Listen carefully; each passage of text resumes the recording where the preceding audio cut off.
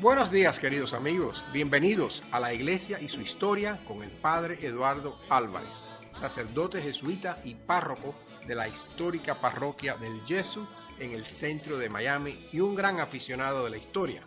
Les habla Carlos de la Torre. En este programa abordaremos temas variados sobre la historia de la Iglesia. Profundizaremos en eventos y en personajes que de cierta manera pueden iluminar nuestro presente. Y sin más, le damos la bienvenida al Padre Eduardo Álvarez. Buenos días, Padre. Buenos días, Carlos. Buenos días, Radio Escuchas. Bienvenido a este programa. Como párroco de la Iglesia del Yesu, les recuerdo que ofrecemos todas las mañanas 3 misas por la mañana y 4 periodos de confesiones al día. Yo les sugiero que si quieren ir a la parroquia durante la semana y quieren saber cuándo se ofrecen confesiones en la parroquia del Yesu, llamen al 305-379-1424. También en la parroquia, el diácono Stephen Lee, los lunes a las 6 de la tarde, está dando cursos para preparación a los sacramentos, bautismo, primera comunión y confirmación, en español a las 6, a las 7 en inglés. Los martes, el padre Aaron Pidell está dando un interesantísimo curso de moral, vices, virtues and human actions. Es el nombre del curso que él está dando. Los martes, todos los martes a las 6 de la tarde. Estos cursos se tienen en el centro familiar de la parroquia.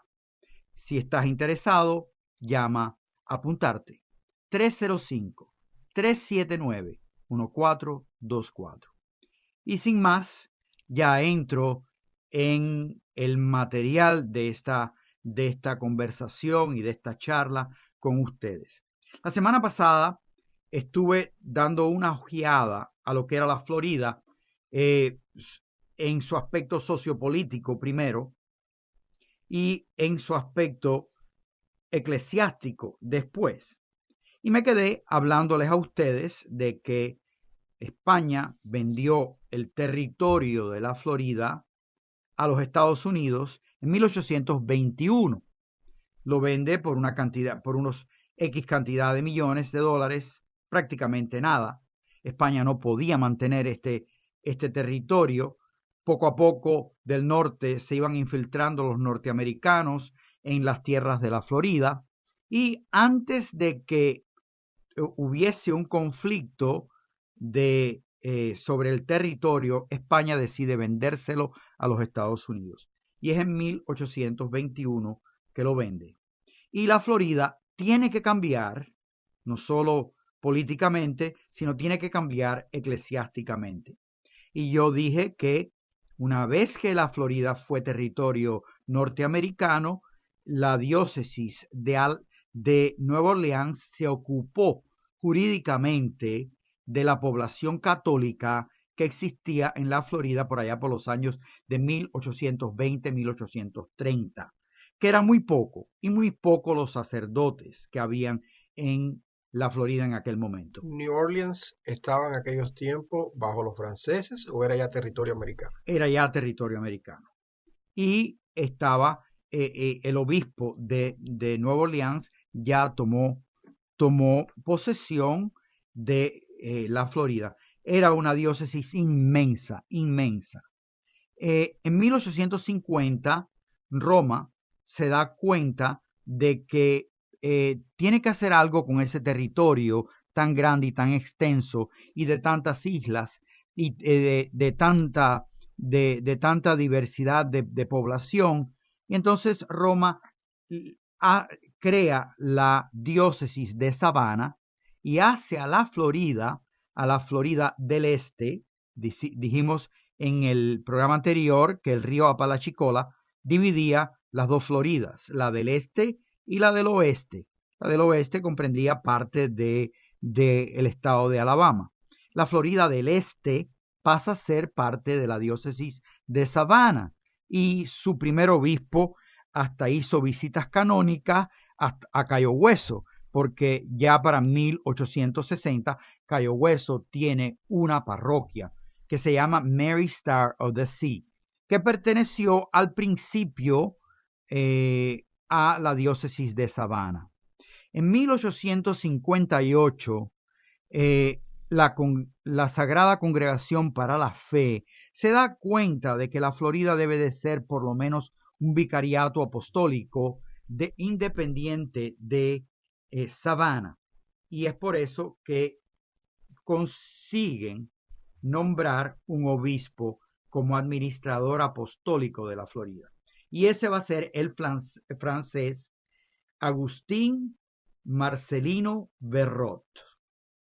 Ese es el nombre de este francés que ya había trabajado en los Estados Unidos por mucho tiempo y es consagrado obispo y vicario apostólico de la Florida. Su consagración fue en abril de 1858 y al poco tiempo ya estaba instalándose en la iglesia parroquial de San Agustín, que se convirtió en la iglesia catedral del nuevo vicariato apostólico.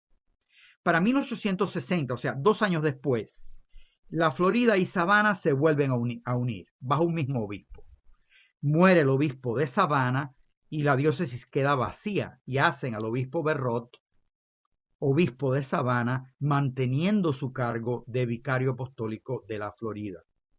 Esos años fueron difíciles para el obispo Verrot porque de 1860 a 1871 el obispo Verrot va a pasar por la gran crisis de este país, la guerra civil de este país. Y hay muchas cosas interesantes para mencionar de la actitud de la iglesia en la guerra civil y la actitud de caridad que tuvo la iglesia católica con los enfermos y con los presos yanquis, presos de la Confederación del Sur, y la actitud de ayudar a esos presos.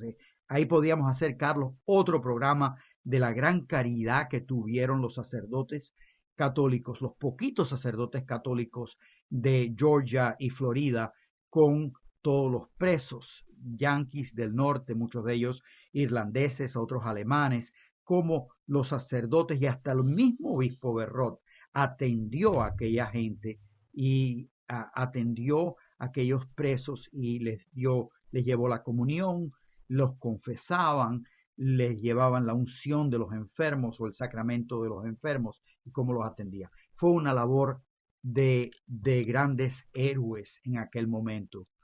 El obispo Verrot va al primer concilio de Vaticano I y en 1871 se le propone al obispo Verrot: ¿quiere usted quedarse con la diócesis de Savannah o quiere usted quedarse con la nueva diócesis? Ya no es vicariato apostólico, la nueva diócesis de la Florida. Y él escogió la peor de las dos diócesis, porque en aquel momento la diócesis de la Florida, la creación de la diócesis de la Florida, apenas tenía sacerdotes, apenas tenía recursos económicos, apenas tenía unas cuantas religiosas, y sin embargo, este obispo, Agustín Marcelín Verrot, escogió quedarse como primer obispo de la Florida, primer obispo de la nombrada diócesis de la Florida en 1871.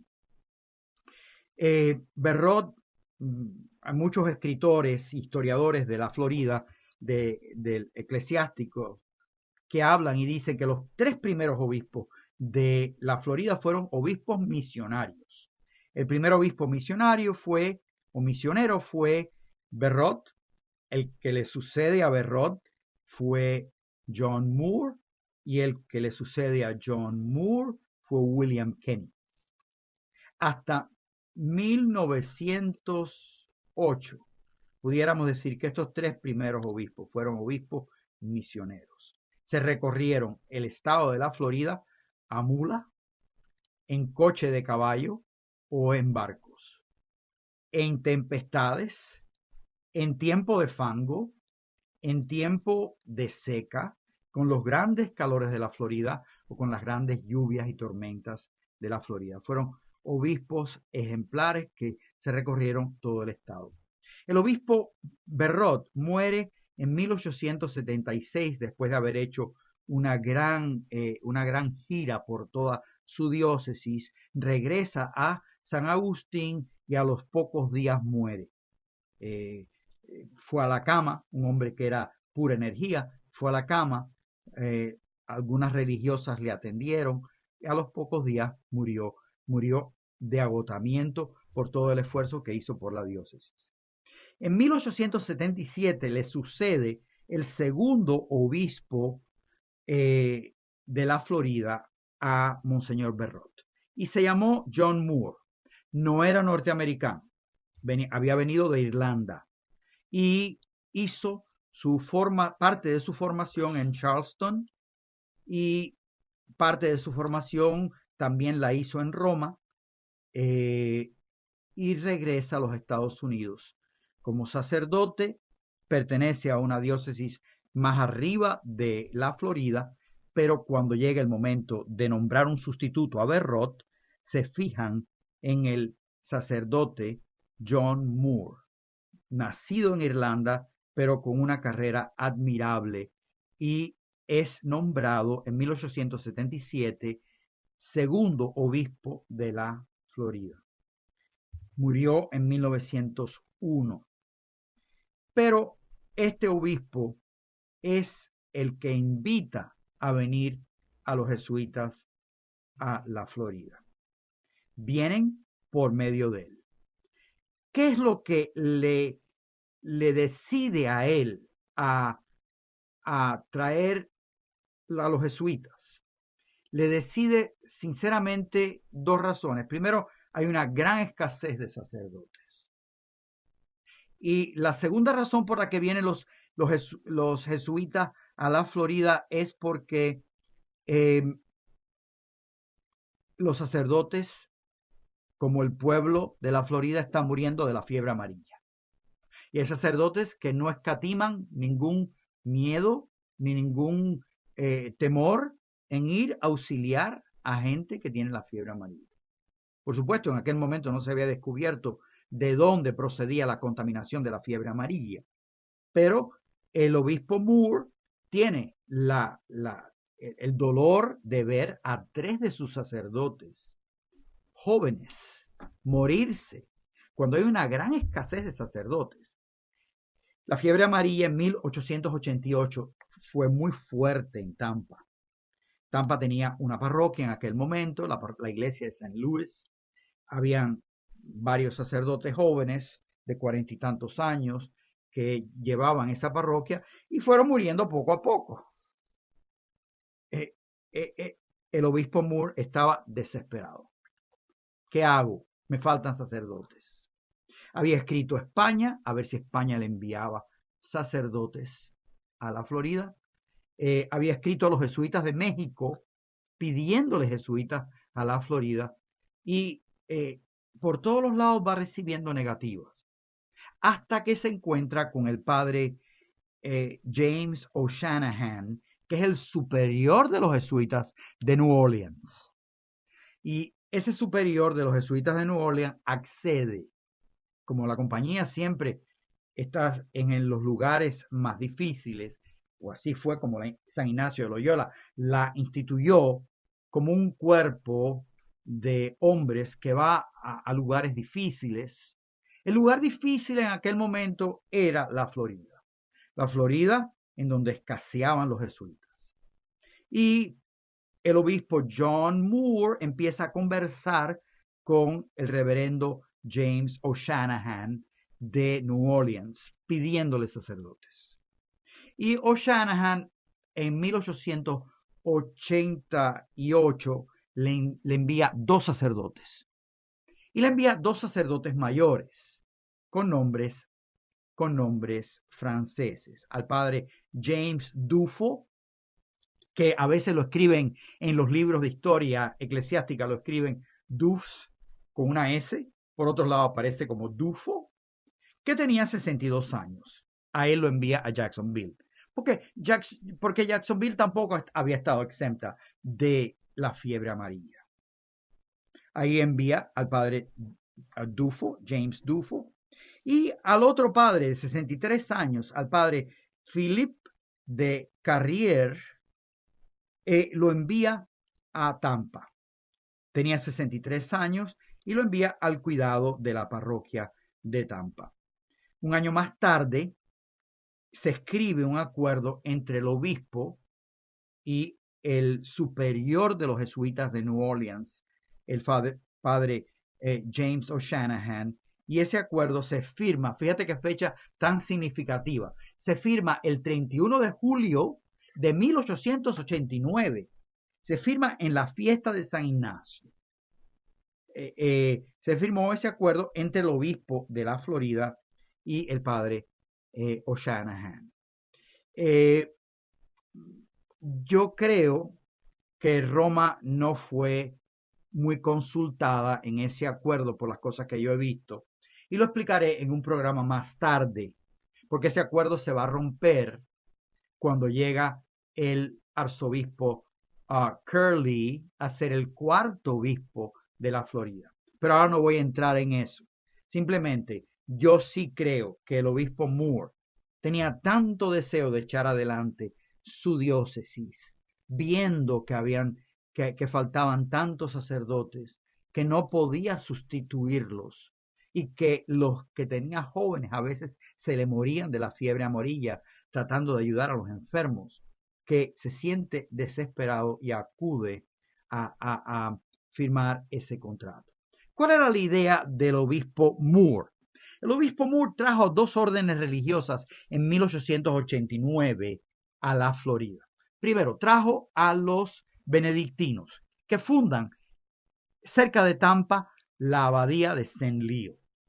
Su idea era darle la parte más norte de la Florida a los benedictinos y la parte sur de la Florida, sin incluir Cayo Hueso, porque Cayo Hueso era una parroquia que llevaban los diocesanos en esos momentos, darle todo el sur de la Florida a los jesuitas.